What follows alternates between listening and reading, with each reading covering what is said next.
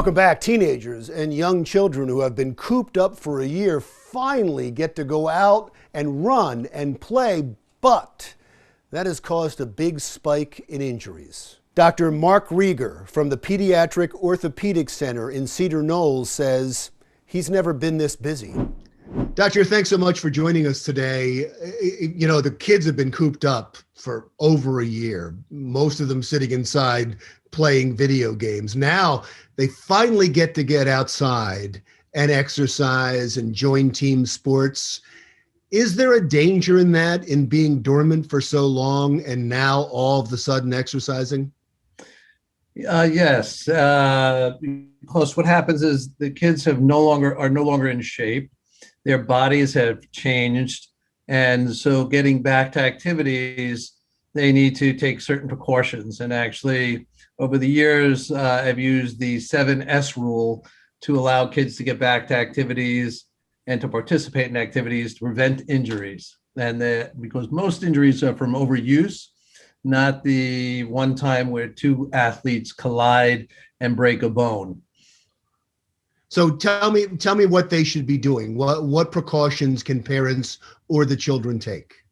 So what the kids can do is the 7S rule is the first one is they should stretch. Of course, generally bones grow faster than muscles, and that can cause a lot of injuries. So stretching is very helpful. They can strengthen their muscles, and there's protocols to do that properly. They can go ahead and increase their activity, and so we call that speed, at a certain rate. They should never increase their activity more than 10% every week to see how they do. And then there is the equipment, so we call that shoes, to remind people that the equipment has to be appropriately sized for the children because they have grown.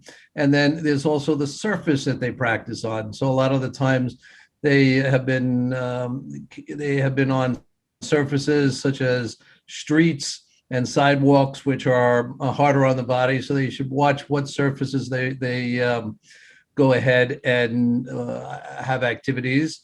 And then the last thing that we look at that you can change is, we call it supper, nutrition. So eating a proper diet, when they get back, they're going to have a higher energy level and demand, and like everything else, you need to make sure that you feed the body properly so it can perform properly. And the last thing is just structurally, meaning that some kids are designed for sports and are more adept at them, and they should be going to those sports.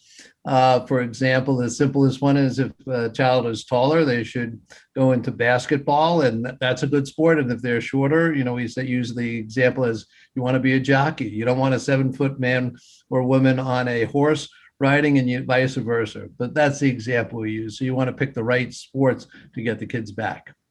Are there certain activities that cause more accidents, cause more injuries?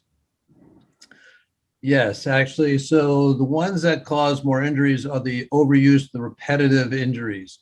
So pitchers, for example, they go back, they throw too many pitches. The way that I try to explain that to families is, think of it like a paper clip. If you keep bending it back and forth, eventually it breaks. The body is nice that it can repair itself, so it will not break. However, if you overdo it, it will break down, and it starts breaking down, and that's where you get the pitcher's shoulder or a pitcher's elbow, or Osgood-Schlatter's, where the Osgood-Schlatter is in the knee, where they do too much kicking. So it's more repetitive type of activities. The other one is the kids are out of shape or pivoting. So when you pivot, it's called proprioception, knowing where you are in time and space. And that's a skill that you have to maintain. And if you don't, they go back and they go ahead and pivot. And so we see a lot of ACL injuries. We used to do a lot of ACL before in our practice. And now with the return to sports and poor training with proprioceptive activities, we're seeing a lot more ACL injuries than we have in the past, unfortunately. A couple of years ago, I bought a trampoline for my backyard, and my son went out on it within the first month and broke his leg. And we took him to Children's Hospital, and they said, wow, trampolines are one of the things we'd just love to get rid of. That and monkey bars. Right. Are there pieces of equipment that kids should not be playing on, or at least take greater precaution on? So there are activities that the kids should not be on. I'm not a big fan of either monkey bars or trampolines because that's where most of the injuries occur. But then again, kids want to be kids, and you have to be realistic about it. So I don't say that you should not have trampolines because kids are going to find a friend or somebody who has a trampoline. But if you're going to use a trampoline, for example, you want to have it where there's a net around it because most trampoline injuries occur when the kids fall off the trampoline and they land on the ground, or you want one person on the trampoline at a time. So there are precautions that you can do. The same thing with monkey bars. You're putting a child several feet above the air, holding onto a bar, and it's not the fall, it's the land that's the problem, right? So when the kids land, so monkey bars are okay. And you can look at certain playgrounds where there actually is like a rubbery substance that's designed to absorb shock. And those kids have less injuries on those type of playgrounds. So anytime a child is at a higher level than their own height, or they're with another child in an uncontrolled type of environment, like a trampoline, having two kids on, that puts the children at risk. I know we can't wrap our kids in bubble wrap and kids are going to get hurt, but there is a way of minimizing injuries though. Yes, there are. But again, that has to do with the shoe and the 7S's, the proper equipment. Kids should have proper equipment when they're playing to protect them. So helmets, pads, proper gloves, and even children who have lacrosse, usually the hands injuries we see for the kids who play lacrosse are the ones who weren't wearing gloves properly.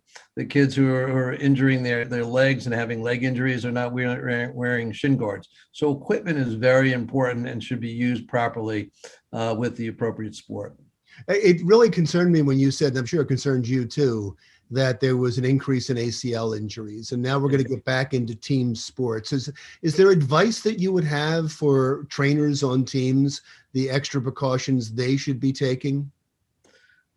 So the trainers, it's not actually devices, it's skills that they have to put the athletes through. And there are certain protocols that can be met in order to know that a child will be ready to go onto the field. So if you see the kids when they're asked to go through obstacle courses with cones and things of that nature, that's actually developing the skills to learn proprioceptive skills.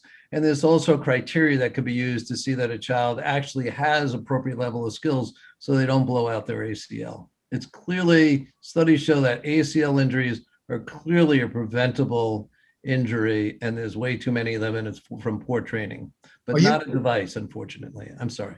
You've seen an increase. Are you concerned about this sports year? Do you believe we're going to see more injuries? I don't think it's, I think you're using the wrong tense, obviously. We're seeing it already. I mean, since the office has started to open and kids have started to return to sports, we are working literally overtime to try to keep up with the sports injuries. We have after hours, which are now being flooded with kids, and a lot of it is just with sports injuries, much more than we've seen in the past. Much more than we've seen in the past. And you believe most of them could have been prevented? I do. Again, those 7S rules are so important to get kids back into training properly. And just as you were mentioning, kids are kids. You know, they finally are free. They want to play. They go out there and they're doing too much too quickly is the bottom line. And it's also not under supervision a lot of the time, which is the problem. The more significant sport injuries, interestingly enough, are done when the kids are not supervised and there's no coach or referee there limiting the parameters in which they should be participating. Well, that's fascinating. Thank you, Doctor. That's great information. I appreciate it. Excellent. Glad I could offer some information, and hopefully it'll help our kids be a little bit safer and lower the amount of injuries we see. But thank you very much for your time. And thank you. Dr. Mark Reiger from the Pediatric Orthopedic Center. Still to come on Jersey Matters, if you're of Italian-American descent, we've got a festival for you. We'll take you there next.